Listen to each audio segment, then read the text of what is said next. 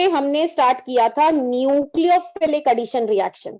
तो nucleophilic addition reaction में जो किया था मॉर्निंग में, वो जल्दी से रिवाइज कर लेते हैं। तो पहला रिएक्शन किया था हमने HCN के साथ। तो मैंने आपको ये बताया था, तो इसमें क्या होता है, एक तरफ H और एक तरफ CN ऐड हो जाता है, और ये जो कंपाउंड बनता है बेटा, ये बनता है साइनोहाइड्रिन कंपाउंड। ये कंपाउंड आपने ग्लूकोज में भी बनाया था, कि ग्लूकोज का जब HCN के साथ रिएक्शन किया जाता है, क्योंकि ग्लूकोज में क्या होता है, एल्डिहाइड ग्रुप होता है ऊपर, तो वहां पे ये अगर हम देखें तो ये मैंने आपको बताया था क्या बनता है बेटा, साइनोहाइड्रिन बनता है। तो ये वहां पे आपका जो है साइनोहाइड्रिन बनता है, यहाँ पे CN आ जाता है। एक मिनट, ये ग्लूकोज में जो पूरा स्ट्रक्चर बनता है, मैं पूरा नहीं बना रही, मैं ऊपर का बना रही। तो ये साइनोहाइड्रिन बनता है, ये हमने मॉर्निंग में कर लिया था। उसके बाद बेटा मैंने ये यहाँ पे थोड़ी सी गलती हुई थी, तो ये सोडियम हाइड्रोजन सल्फाइड है, SO3, ये आप ठीक कर लीजिएगा। तो इसमें जो अगर आप देखें जो कंपाउंड बनता है, तो आप शुरू में क्या होता है, ऑक्सीजन के साथ Na+ और जो आपका दूसरी जगह पे SO3H ऐड हो जाता है। ये जो SO3H ऐड होता है, इसमें क्या होता है, ये जो कार्बन से कैसे जुड़ा होता है, इसी तरह से जुड़ा होता है। SO3H कार्बन सल्फर की लिंकेज होती है। वो जो मॉर्निंग में मैंने गलती से यहाँ पे मैंने वो सल्फेट आयन बना दिया था, इधर ऑक्सीजन लिख दिया था। तो ये जो है, उसके बाद पर ये जो कंपाउंड होता है, ये प्रोटॉन ट्रांसफर हो जाता है, क्योंकि ये जो SO3H जो होता है, इट इज मोर एसिडिक, तो ये ऊपर ट्रांसफर हो जाता है। ये हमने मॉर्निंग में कर लिया था। देन वी वर डूइंग, अच्छा ये भी कर लिया था, ग्रिग्नार्ड रिएजेंट के साथ भी हमने रिएक्शन कर लिया था, कि अगर आप एल्डिहाइड या कीटोन का रिएक्शन ग्रिग्नार्ड रिएजेंट के साथ करें, तो एक तरफ OH दूसरी तरफ R आ जाता है। ये जो रिएक्शन है, ये मैंने आपको बताया था कि ये हम अल्कोहल की प्रिपरेशन में किया था। देन हम कर रहे थे एडिशन ऑफ अल्कोहल्स, तो ये इस वाले टॉपिक को हम कर रहे थे, ये अभी आधा ही हुआ था, तो इसको मैं दोबारा बता देती हूँ जल्दी से। मैंने ये कहा था कि जो एल्डिहाइड्स होते हैं, एल्डिहाइड्स, ये मोनोहाइड्रिक अल्कोहल मॉर्निंग में बताए थे, किन्हें बोलते हैं, जिनके पास एक OH ग्रुप होता है, उसके साथ रिएक्ट करते हैं, और यहाँ पे क्या बनता है, ये आप देखेंगे, ये C डबल बॉन्ड O होता है। तो अगर आप इस डबल बॉन्ड को यहाँ से रिमूव कर दें, तो एक तरफ H आ जाता है और एक तरफ आपका OR आ जाता है। तो ये जो कंपाउंड बनता है बेटा, ये बनता है क्योंकि एल्डिहाइड से बन रहा है, ये जो कंपाउंड बनता है इसे बोलते हैं हेमी एसिटल। लेकिन ये जो रिएक्शन है वो यही नहीं रुकता है। जब एल्डिहाइड एक मॉलिक्यूल अल्कोहल के साथ रिएक्ट करता है तो हेमी एसिटल बनता है। जब ये दूसरे मॉलिक्यूल के साथ रिएक्ट करता है तो बेटा क्या होता है, यहाँ से वाटर रिमूव हो जाता है, ये वाटर निकल जाता है और ये 2 OR ग्रुप आ जाते हैं। जब 2 R ग्रुप एक ही कार्बन पे प्रेजेंट हो तो इसे एसिटल बोलते हैं, या इसको जेम, ये हमने फर्स्ट चैप्टर में भी किया था, जैसे उसमें क्लोरो था कि 2 क्लोरीन एटम एक ही कार्बन पे प्रेजेंट है, तो वो था जेम डाइक्लोरो। तो ये क्या है, जेम डाई अल्कोक्सी कंपाउंड। तो ये हमने मॉर्निंग में किया था कि जो एल्डिहाइड है वो मोनोहाइड्रेट के अल्कोहल के 2 मॉलिक्यूल्स के साथ रिएक्ट करके एसिटल बनाते हैं। बट इसमें एक क्वेश्चन था जो अभी हमने डिस्कस करना है, वो ये कि जब ये रिएक्शन होता है बेटा, तो हम HCl गैस या ड्राई HCl का इस्तेमाल करते हैं। जो बेटा HCl होती है वो एक गैस होती है, लैब में जो बॉटल में पड़ा होता है वो हाइड्रोक्लोरिक एसिड होता है, उसमें हमने पानी में HCl गैस को डिसॉल्व किया होता है, बिकॉज HCl गैस की पानी में सॉल्युबिलिटी बहुत ज्यादा होती है। तो हमने यहाँ पे वाटर नहीं लेना है, हमने ड्राई HCl लेनी है, या फिर उसे कह दे HCl गैस लेनी है। क्यों लेनी है उसका आंसर मैं अभी करूंगी, ठीक है। और जो है मॉर्निंग में एक चीज और बताई थी कि ये जो एल्डिहाइड्स होते हैं ये डाइहाइड्रिक अल्कोहल क्या होती हैं, जहां पे 2 OH ग्रुप होते हैं, अलग अलग कार्बन, यहाँ पे देखेंगे तो 2 OH ग्रुप है, और ये जो कंपाउंड है ये कहलाता है इथाइलिन ग्लाइकॉल। और जब इसमें से जब ये रिएक्ट करता है तो यहां से ऐसे ज्वाइनिंग हो जाती है और ये जो कंपाउंड बनता है ये साइक्लिक कंपाउंड बनता है और ये बनता है साइक्लिक एसिटल। जो भी चीज अल्कोहल और एल्डिहाइड के रिएक्शन से बनी है उसे एसिटल बोलते हैं, तो ये साइक्लिक एसिटल बनता है। बाकी ये भी HCl की प्रेजेंस में होता है। बाकी अगर किसी किसी बुक में आप देखेंगे PTS नाम का कंपाउंड होता है, वो भी यूज होता है, तो वो भी लिखा हो तो ठीक है। देन बेटा कीटोन की बात करेंगे, तो मॉर्निंग में मैंने बताया था जो कीटोन्स हैं, कीटोन्स किन्हें बोलते हैं, इसको बोलते हैं कीटोन, जहां पे ये कार्बोनिल ग्रुप के साथ दो अल्काइल ग्रुप लगे होते हैं। तो बेटा जो कीटोन होते हैं वो मोनोहाइड्रिक, मोनोहाइड्रेट मतलब ROH के साथ रिएक्ट नहीं करते हैं, वो रिएक्ट करते हैं डाइहाइड्रिक अल्कोहल के साथ। जब ये रिएक्ट करते हैं तो ये कीटल बनाते हैं। कीटोन से बनने वाला कंपाउंड कीटल कहलाता है, एल्डिहाइड से बनने वाला एसिटल। तो ये साइक्लिक कीटल बनाते हैं। और ये साइक्लिक कीटल कैसे बना है, इथाइलिन ग्लाइकॉल से, तो इसे इथाइलिन ग्लाइकॉल कीटल भी बोल दिया जाता है। बाकी ये रिएक्शन में अगर आप ये जो मान लीजिए आपका कीटल बना कीटोन से या एल्डिहाइड से एसिटल बना, अगर आप इस रिएक्शन से दोबारा, जैसे ये कीटल है, इससे दोबारा कीटोन बनाना चाहते हैं, या जो अगर आप ऊपर वाले में देखें तो आप क्या करना चाहते हैं, आप एसिटल से दोबारा एल्डिहाइड बनाना चाहते हैं, तो आप क्या कर सकते हैं, डिल्यूट HCl का यूज कर लें। तो ये जो रिएक्शन है ये यूज होता है एल्डिहाइड और कीटोन्स की सेपरेशन के लिए, प्यूरिफिकेशन के लिए। जैसे मॉर्निंग में आपको बताया था सोडियम हाइड्रोजन सल्फाइड का, बट इसको वहां इतनी डिटेल में नहीं हमने पढ़ना, बस इतना करना है, ये रिएक्शंस आ सकते हैं। देन बेटा ये जो रिएक्शंस होते हैं अभी मैंने बताया ये रिवर्सिबल होते हैं। तो मान लीजिए ये आपका, ये मैंने क्या बनाया, ये मैंने एसिटल बनाया। कोई बच्चा बोले एसिटल कैसे बनाया मैम, ये देखो H है ना यहाँ पे, तो ये क्या है, H का मतलब है ये किससे बना होगा, एल्डिहाइड से बना होगा। कीटोन में क्या होता, R होता। बाकी ये कह रहे हैं चाहे एल्डिहाइड से जो बनता है एसिटल बनता हो या कीटोन से कीटल बनता हो, दोनों की ही अगर आप हाइड्रोलिसिस करें, दोनों में ही वीक एसिड डालें, अभी मैंने पीछे बताया था ना डिल्यूट HCl डालें, तो क्या होता है, ये दोबारा से अपने एल्डिहाइड या कीटोन में चेंज हो जाता है। ठीक है, इतना समझ में आया, ये हमने मॉर्निंग में इतना कर लिया था, समझ आया सब बच्चों को। अब बेटा जो हमें करना है वो ये है कि ये जो HCl का इस्तेमाल हम करते हैं ये क्यों करते हैं, वो भी HCl हमें लेनी है ड्राई, या कह दें गैस HCl लेनी है, वाटर नहीं होना चाहिए। तो इसका रीजन पूछा जाता है।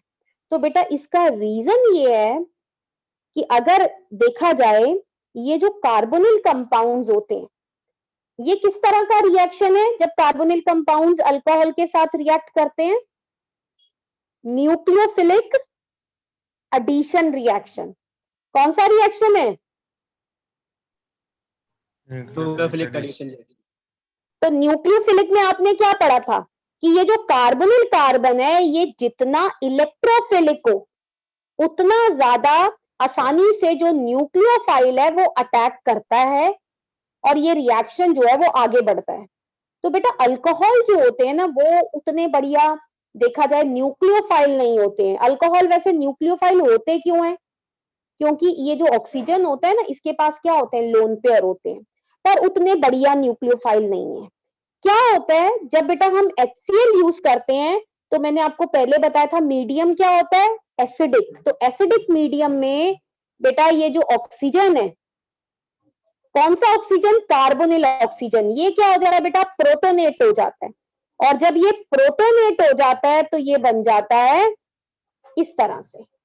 और आपको पता है प्रोटोनेशन होने की वजह से, प्रोटोनेशन होने की वजह से ये जो कार्बोनिल कार्बन है इसके ऊपर आ जाता है पॉजिटिव चार्ज। तो ये जो कार्बोनिल कार्बन है ये मोर इलेक्ट्रोफिलिक होता है या लेस हो गया, मोर इलेक्ट्रोफिलिक। मतलब प्रोटोनेशन से मतलब जो आपकी प्रोटोनेशन हुई उससे इलेक्ट्रोफिलिसिटी जो है कार्बोनिल कार्बन की वो इंक्रीज हो गई। तो ये ड्राई HCl का काम होता है टू कैटलाइज द रिएक्शन। ये क्या करता है, it protonate the oxygen atom of carbonyl compound, या ये कह दें it protonates the carbonyl oxygen and increases the electrophilicity, spelling ठीक कर लीजिएगा, electrophilicity of the carbonyl carbon and facilitate the attack of nucleophile. ठीक है,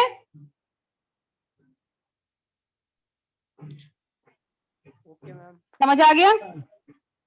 अच्छा बेटा, अब दूसरा क्वेश्चन था कि भाई ड्राई क्यों यूज करते हैं, डाइल्यूट क्यों नहीं यूज करते हैं। तो आपको ध्यान होगा जब मैंने अभी पीछे जब कराया था तो मैंने आपको कहा था कि जब ये एसिटल बनता है ना, या ये जो कंपाउंड बनता है, तो क्या रिलीज होता है, वाटर, बोला था। Yes ma'am. और दूसरा पॉइंट Yes, मैंने ये ma'am. बोला था, दूसरा पॉइंट मैंने बोला था, ये याद रखिएगा, ये रिएक्शन जो है किसका, कार्बोनिल कंपाउंड्स का और अल्कोहल का, ये क्या है, रिवर्सिबल है। तो बेटा अब सुनिएगा, ड्राई HCl का, ड्राई का क्या एक रोल होता है। अब बेटा, अब गैस क्या है, ड्राई है, तो वो क्या करेगी, वाटर एब्जॉर्ब करेगी या नहीं करेगी, क्योंकि HCl की सॉल्युबिलिटी बहुत ज्यादा होती है पानी में। तो वो क्या करेगी, ये जो वाटर बनेगा ना रिएक्शन के दौरान, इसको एब्जॉर्ब करेगी। तो इक्विलिब्रियम जो है वो फॉरवर्ड डायरेक्शन में शिफ्ट होगा या नहीं होगा। मैम हो सकता है। होगा, क्यों, क्योंकि भाई ड्राई HCl गैस ने वाटर की कंसंट्रेशन कम कर दी, जो कि एक प्रोडक्ट था हमारा। तो रिएक्शन वहां शिफ्ट करता है जहां जिस चीज की हम कंसंट्रेशन कम करते हैं ना, वहां उसकी कंसंट्रेशन बढ़ रही हो। ली चैटलियर प्रिंसिपल। हम वाटर की कंसंट्रेशन क्या कर रहे हैं, घटा रहे हैं। कैसे घटा रहे हैं, ड्राई गैस यूज करके, क्योंकि ड्राई गैस क्या करेगी, it will absorb the water, और इक्विलिब्रियम वहां शिफ्ट होगा जहां वाटर बन रहा हो, मतलब फॉरवर्ड डायरेक्शन में। तो इस वजह से हमारी जो यील्ड है वो भी इंक्रीज हो जाएगी। तो यहाँ पे आप देखिए मैंने क्या लिखा है, dry HCl also absorbs the water produced in this reaction and shift the equilibrium in the forward direction. ठीक है, यस मैम।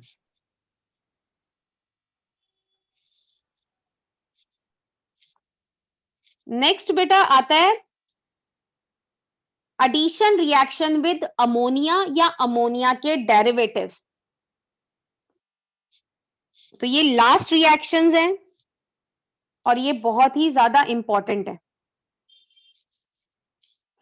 अब पहली बात है, रिएक्शन करने से पहले मैं आपको बता देती हूँ अमोनिया के डेरिवेटिव्स क्या होते हैं। देखिए ये है अमोनिया,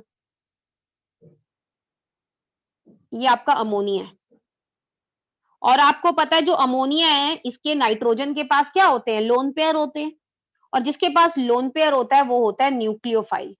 तो मैं एक बारी दोबारा बना देती हूँ इसे।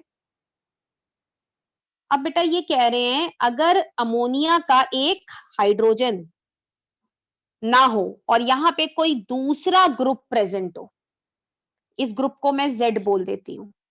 ये Z जो है इसकी वैल्यू कुछ भी हो सकती है, इसकी वैल्यू जो है NH2 के बराबर भी हो सकती है।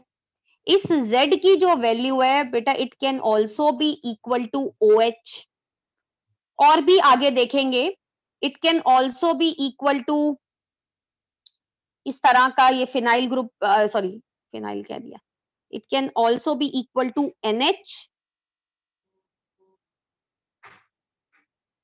तो इस तरह का कंपाउंड हो सकता है कुछ, तो ये हम आगे डिस्कस करेंगे। तो ये Z जो है वो कुछ भी हो सकता है।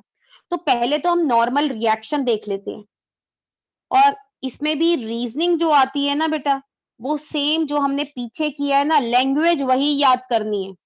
तो कोई नई चीज नहीं बताऊंगी, पर फिर भी दोबारा इसको डिस्कस करेंगे। अब ये कह रहे हैं आपके पास अगर कार्बोनिल कंपाउंड है, इसका मैकेनिज्म मैं बाद में बताऊंगी क्योंकि इसमें एक स्टेप आता है, तो एक एक्स्ट्रा स्टेप आता है तो वो करेंगे, पर इसका वो दिया नहीं गया एनसीईआरटी में, पर फिर भी मैं बताऊंगी आपको। तो ये क्या है बेटा, कार्बोनिल कंपाउंड। तो ये क्या होता है, सबसे पहले इस अमोनिया के साथ रिएक्ट करते हैं तो नाइट्रोजन इस कार्बन से लग जाता है और ये जो एक H यहां आ जाता है, तो ये कंपाउंड बन जाता है। लेकिन क्या होता है, इसमें से वाटर रिलीज कर जाता है। वाटर कैसे रिलीज करता है भाई, ये वाला OH और यहाँ का H जो है निकल जाता है। ये मैकेनिज्म में आपको देखने को मिलेगा। तो हमें क्या करना है, ये डायरेक्टली ये इंटरमीडिएट नहीं बनाना, ये रिएक्शन बनाना है। ये वाला जो स्टेप होता है ना बेटा, ये इक्विलिब्रियम वाला होता है। ये जो नेक्स्ट स्टेप होता है जब वाटर बनता है ना, ये स्टेप तो सीधा होता है, इक्विलिब्रियम नहीं होता, नॉर्मल होता है। तो इस स्टेप का एक फायदा होता है, एक्स्ट्रा बात बता रही हूँ बेटा। आप खुद सोचो, अगर इसमें से वाटर रिलीज होगा तो ये जो कंपाउंड है इसकी कंसेंट्रेशन, अगर इसमें से वाटर रिलीज होके ये वाला कंपाउंड बनेगा, तो जो ऊपर वाला कंपाउंड है, ये जो मैंने मिटा दिया जिसके ऊपर से, ये जो कंपाउंड है इसकी कंसेंट्रेशन कम होगी या घटेगी, अब या बढ़ेगी? अगर इसमें से पानी रिलीज होके वो इसमें कन्वर्ट हो जाए तो ये जो ऊपर वाला कंपाउंड है जिसे मैं कह दूं A, इसकी कंसेंट्रेशन घट रही है या बढ़ रही है? घट रही है। घट रही है। तो जो ये वाला इक्विलिब्रियम है, ये वाला इक्विलिब्रियम, ये आगे की तरफ शिफ्ट होगा या पीछे की तरफ? जब इसकी कंसेंट्रेशन घट रही है तो ली चैटलियल प्रिंसिपल के फॉरवर्ड डायरेक्शन में, तो ये कह रहे हैं इसी स्टेप की वजह से ये रिएक्शन जो है वो आगे बढ़ जाता है। ठीक है? Yes ma'am. क्योंकि यहाँ पे तो इक्विलिब्रियम आ गया, लेकिन क्या होगा, ये जो कंपाउंड बना होगा इसमें से फटाफट वाटर रिलीज हो जाता है। तो वाटर रिलीज होने के बाद क्या होगा, इक्विलिब्रियम आपका जो है ये डिस्टर्ब हो जाएगा और ये इक्विलिब्रियम फॉरवर्ड डायरेक्शन में शिफ्ट करेगा और इसकी कंसंट्रेशन बढ़ती जाएगी और आपका रिएक्शन जो है वो कंप्लीशन की तरफ चलता जाएगा। ठीक है? ये नॉर्मल बात, मैंने एक एक्स्ट्रा बात आपको बताई है, बाकी तो चलो कोई बात नहीं। तो अगर मान लो ये कोई कंपाउंड आ जाता है, आप इसका रिएक्शन कर रहे हैं NH2Z के साथ, तो क्या कंपाउंड बनता है, एक ही स्टेप में लिख देंगे, ये डबल बॉन्ड रहने दीजिए NZ, इसमें से वाटर निकाल दीजिए। समझ आ गया सबको? ओके। अब आप इसके एग्जाम्पल देखिए, एग्जाम्पल से समझ में आएगा। ये कह रहे हैं सपोज आपके पास अमोनिया है, तो अमोनिया के अंदर Z की वैल्यू क्या है, H के बराबर है। तो जब अमोनिया बेटा इसके साथ रिएक्ट करेगा, वाटर निकल जाएगा, तो क्या बनेगा, C डबल बॉन्ड NH, मतलब आइमीन बनेगा।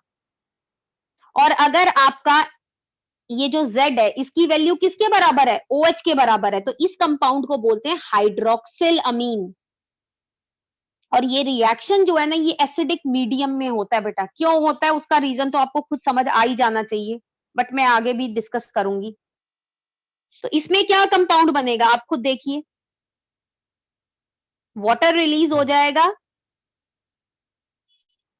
यही तो बोला मैंने, वाटर H2 हट जाएगा यहां से H2, और ये जो कंपाउंड बनता है बेटा ये बनता है ऑक्साइम। आपको याद होगा ग्लूकोज में हमने ऑक्साइम की बात की थी, क्योंकि उसमें एल्डिहाइड होता है। तो इस तरह से जो भी एल्डिहाइड या कीटोन होते हैं वो हाइड्रोक्सिल अमीन के साथ ऑक्साइम बनाते हैं।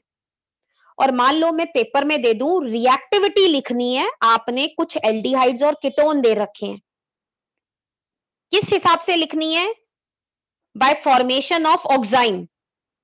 तो कौन सी रिएक्टिविटी लिखेंगे, किस रिएक्शन की रिएक्टिविटी लिखेंगे, न्यूक्लियोफिलिक एडिशन की लिखेंगे। ठीक है? क्योंकि ये जितने भी रिएक्शन हम पढ़ रहे हैं अमोनिया या उसके डेरिवेटिव्स के साथ, ये सारे किस तरह के रिएक्शन है बेटा, न्यूक्लियोफिलिक एडिशन रिएक्शन। और न्यूक्लियोफिलिक एडिशन रिएक्शन में सबसे ज्यादा जो है रिएक्टिव कौन होते हैं, एल्डिहाइड फॉलोड बाय कीटोन्स। ठीक है? और इनकी रिएक्टिविटीज के लिए स्टेरिक हिंड्रेंस कम होनी चाहिए कार्बोनिल कार्बन पे, और दूसरी electrophilicity of carbonyl carbon should be more. ये हमने डिस्कस कर लिया था। चलिए अब दोबारा इधर आते हैं। तो बेटा हाइड्रोक्सिल अमीन के साथ रिएक्ट करके ये ऑक्साइम बनाएंगे, और ये जो कार्बोनिल कंपाउंड्स होते हैं, ये अगर अमीन होगा मेरा, अमीन किसको बोलते हैं बेटा, RNH2 को, तो आप खुद सोचिए, वाटर निकल जाएगा यहां से, तो वाटर निकल जाएगा तो ये क्या बनेगा, C डबल बॉन्ड NR। और ये जो कंपाउंड बन रहा है, तो अगर आप बेटा ऊपर देखिए, ये जो ऊपर कंपाउंड था ये बना है आइमीन। अब इस वाले कंपाउंड में क्या है, नाइट्रोजन के H की जगह पे R है, तो सब्स्टिट्यूटेड आइमीन। फिर बेटा उससे अगला कंपाउंड देखिए आप, अगर अमोनिया का एक हाइड्रोजन की जगह पे NH2 ग्रुप हो तो इसे बोलते हैं हाइड्राजिन। तो आप अब खुद सोचिए, हाइड्राजिन में भी ये जो वाटर है ये निकाल दीजिए, क्या बन गया, हाइड्राजोन। हाइड्राजीन से बनता है हाइड्राजोन, ठीक है। Okay ma'am. अब ये वही रिएक्शन है, मैं एक एक करके बता रही हूं। अब ये देखिए बेटा, ये कंपाउंड क्या है, हाइड्राजिन। Yes ma'am. हाँ दोबारा बना रही हूं, ये कंपाउंड है बेटा आपका हाइड्राजीन, ये मैंने दोबारा बना दिया। अब इसका ये हटा दो हाइड्रोजन, यहां पे फिनाइल रिंग बना दो, तो इसका नाम क्या होगा, ये फिनाइल है, फिनाइल हाइड्राजिन। क्या नाम होगा, फिनाइल हाइड्राजिन। हाँ, क्योंकि ये ना भूल जाते हैं बच्चे कि ये कहां से आ गया, इतना बड़ा स्ट्रक्चर हम कैसे याद करें। हाइड्रोजन याद हो गया ना आपको, बस उससे बनेगा फिनाइल हाइड्रोजन। तो ये जो H2 है ये निकल जाएगा, पानी निकल जाएगा और ये इस तरह से अटैच हो जाएगा। ये देख लीजिए, ये समझ आ रहा है कि ये कैसे बना है, फिनाइल हाइड्राजोन, जोन बनेगा, ऊपर हाइड्राजोन बना, यहाँ पे फिनाइल हाइड्राजोन बना। यहाँ पे ये N क्या, ये Z है एक तरह से, Z is equal to NH और ये फिनाइल ग्रुप। ठीक है बेटा, ये समझ में आ गया। यस मैम, ऊपर वाले की तरह। हाँ अच्छा बेटा, ये फिनाइल हाइड्राजोन है, अभी मैं आगे बताऊंगी। अगर मैं इधर एक NO2 ग्रुप लगा दूं, एक इधर लगा दूं, अब इनकी मैं पोजीशन देखूं, मैं दूसरे कलर से कर रही हूं पोजीशन, ये वाली तो 1 हो गई, ये हो गई 2 3 4। तो इसका नाम, अगर यहाँ पे NO2 ग्रुप नहीं था तो नाम क्या था, फिनाइल हाइड्राजीन था। Yes ma'am. अब आप देखिए, फिनाइल तो मतलब फिनाइल का कार्बन तो 1 दे दिया, फिनाइल पे एक्स्ट्रा 2 लगे हैं, मतलब दूसरी और चौथी पोजीशन पे, सेकंड और चौथी पोजीशन पे लगा है nitro, 2,4 dinitro phenylhydrazine. और इसका नाम होता है शॉर्ट फॉर्म में 2,4-DNP। किसी ने इसका नाम सुना है, 2,4-DNP? हाँ, तो ये इस तरह से, हाँ तो ये जो स्ट्रक्चर है ये ध्यान रखना है कैसे आया है, फिनाइल हाइड्राजिन से ही। ये देखो मैंने आगे बनाया है, तो ये जब ये 2,4 डायनाइट्रोफिनाइल हाइड्राजिन के साथ इसका रिएक्शन किया जाता है, किसका, कार्बोनिल का, मतलब एल्डिहाइड और कीटोन का, तो ये जो कंपाउंड बनता है ये क्या बनेगा, 2,4 डायनाइट्रोफिनाइल हाइड्राजोन, हाइड्राजीन से क्या बनेगा, हाइड्राजोन बनेगा। समझ आ गया, ये देख लो एक बारी। तो इसका नाम हाइड्राजीन से क्या हो गया, जोन। अब बेटा एक बड़ी इंपॉर्टेंट चीज, जब भी आप एल्डिहाइड या कीटोन में 2,4-DNP नाम का रिएजेंट डालते हैं तो क्या होता है, ये हाइड्राजोन बनता है 2,4 डाइनाइट्रो। ये जो हाइड्राजोन बन रहा है ना, 2,4 डाइनाइट्रोफिनाइल हाइड्राजोन, ये या तो ऑरेंज पीपीटी देता है या येलो या रेड, डिपेंड करता है इसके ऊपर कि कौन सा एल्डिहाइड और कीटोन है। मतलब आपका जो प्रेसिपिटेट आएगा वो येलो कलर का या रेड कलर का या कौन से कलर का होगा बेटा, ऑरेंज कलर का। पर ये जो टेस्ट है ये सिर्फ कौन देगा, एल्डिहाइड या कीटोन। मतलब किसी और एल्डिहाइड और कीटोन के अलावा अगर आप किसी और फंक्शनल ग्रुप में 2,4-DNP रिएजेंट डालेंगे तो ऑरेंज पीपीटी नहीं आएगा। कब आएगा ऑरेंज पीपीटी, जब आपका जो कंपाउंड है वो सिर्फ क्या हो, एल्डिहाइड या कीटोन। तो इसका मतलब ये टेस्ट मैं यूज कर सकती हूं डिस्टिंग्विश टेस्ट के लिए। Yes ma'am. हाँ, तो बेटा डिस्टिंग्विश टेस्ट में आपको पता है आपको कोई इक्वेशन नहीं लिखनी होती है ना, तो ये टेस्ट इससे हम क्या डिस्टिंग्विश कर सकते हैं? हम डिस्टिंग्विश कर सकते हैं एल्डिहाइड और कीटोन्स को फ्रॉम अदर फंक्शनल ग्रुप। मतलब जो एल्डिहाइड या कीटोन होते हैं, अगर आप उसमें 2,4-DNP रिएजेंट डालें तो ऑरेंज, रेड और येलो पीपीटी आता है। जबकि कोई जो दूसरा फंक्शनल ग्रुप प्रेजेंट हो, चाहे वो अल्कोहल्स हो, चाहे कार्बोक्सिलिक एसिड हो, कोई भी कंपाउंड दूसरा फंक्शनल ग्रुप हो, तो उसमें कोई भी पीपीटी ऑरेंज से लेके रेड तक का शेड होता है ना, तो पीपीटी नहीं आएगा। ठीक है, तो आपने इसमें डिस्टिंग्विश बिटवीन में आपको पता है कि आपने कोई इक्वेशन नहीं लिखनी होती है, सिंपल इस तरह से रिएजेंट लिखना होता है और जो आगे ऑब्जर्वेशन आती है वो लिखनी होती है। अब ये देखिए, मान लो क्वेश्चन ये दिया हुआ है कि प्रोपेनल और प्रोपेन 1 ओल में डिस्टिंग्विश करना है, और मैंने आपको बोला था मान लो किसी बच्चे को फॉर्मूला नहीं याद है प्रोपेनल या प्रोपेनॉल का, तो आप यहां देख लीजिए फंक्शनल ग्रुप यहाँ पे कौन सा है, ये आपने अपने मन में सोचना है। इधर है एल्डिहाइड, इधर कौन है, अल्कोहल है। या तो कोई अल्कोहल का टेस्ट दे दो जो ये एल्डिहाइड ना देता हो, या कोई एल्डिहाइड का टेस्ट दे दो। तो यहाँ पे मैं 2,4-DNP रिएजेंट यूज कर सकती हूँ। तो जो प्रोपेनल है, क्योंकि इसमें एल्डिहाइड ग्रुप है तो ये ऑरेंज पीपीटी देगा, लेकिन जो प्रोपेन 1 ओल है ये कोई भी ऑरेंज पीपीटी नहीं देगा 2,4-DNP रिएजेंट के साथ। ये समझ में आ गया? Yes, ma'am. और किसी भी कंपाउंड को आप जरूरी नहीं एक या 2 तरीके से भी डिस्टिंग्विश कर सकते हैं।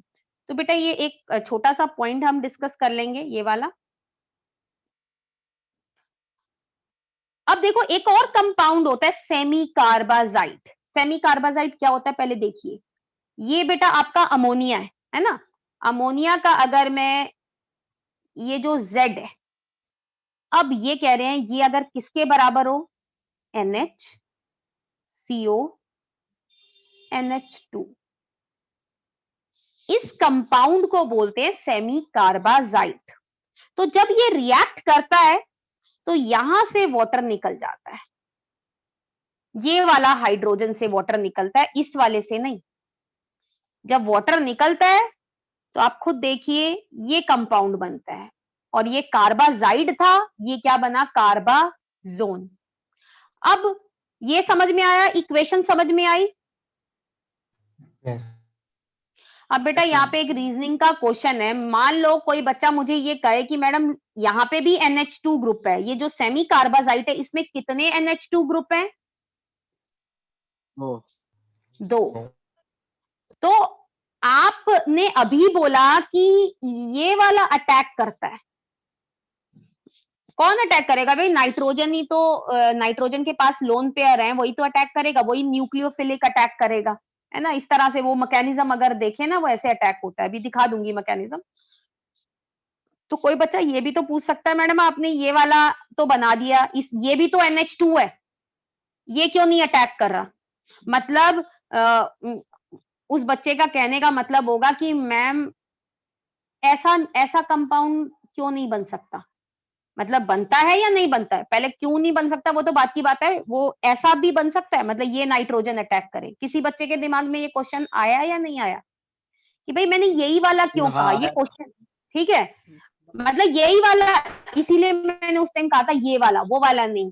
ठीक है, अब क्वेश्चन यही आता है, ये एनसीईआरटी में लिखा हुआ है कि सेमी कार्बाजाइड में 2 NH2 ग्रुप है, लेकिन जब सेमी कार्बाजोन बनता है, अब देखो सेमी कार्बाजोन किसके साथ बनता है? एल्डिहाइड और कीटोन के साथ। तो कोई बच्चा ये ना पूछे कि यहाँ पे एल्डिहाइड और कीटोन क्यों नहीं लिखा, कि ये जो सेमी कार्बाजाइड है उसके साथ रिएक्ट क्यों नहीं कर रहा? बेटा क्योंकि सेमी कार्बाजोन बनता ही एल्डिहाइड और कीटोन के साथ है।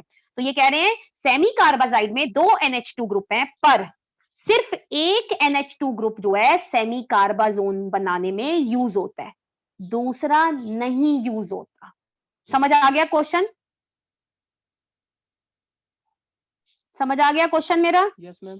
पहले क्वेश्चन समझना जरूरी है बेटा। पहली चीज, ये रिएक्शन क्यों हो रहा है? क्योंकि एक न्यूक्लियोफाइल मतलब लोन पेयर, किसका लोन पेयर? नाइट्रोजन का लोन पेयर अटैक कर रहा है इस कार्बन पे। अब आप ध्यान से देखें, ये जो दूसरा नाइट्रोजन है ना, इसका जो लोन पेयर है ये बेचारा कहीं और भी उलझा हुआ है। कहाँ उलझा हुआ है? रेजोनेंस में। Because lone pair of other nitrogen, one of the NH2 group is involved in resonance. ये देखिए, therefore not available for attack. मान लो आपको रेजोनेटिंग स्ट्रक्चर नहीं बना रहे आ रहे पेपर में, तो मत बनाइए, कोई बात नहीं, पर लैंग्वेज तो सही लिख दीजिए कि lone pair of one of the NH2 group. कौन सा NH2 group? Which is directly attach to CO in semicarbazone, जो डायरेक्टली किससे अटैच है? ये देखो, CO से अटैच्ड है। Is involve in resonance, therefore not available for attack. बस ये आंसर है। बाकी सिर्फ जो दूसरा NH2 ग्रुप है, क्योंकि ये वाला NH2 ग्रुप, ये तो NH है, ये तो होगा ही नहीं, इसके भी लोन पेयर वैसे इन्वॉल्व है रेजोनेंस में। ये वाला जो NH2 ग्रुप है, ये जो है it is not involve in resonance, इसके लोन पेयर रेजोनेंस में इन्वॉल्व नहीं है, तो ये अवेलेबल है अटैक के लिए। सबको समझ आ गया? Yes, ma'am. Okay ma'am.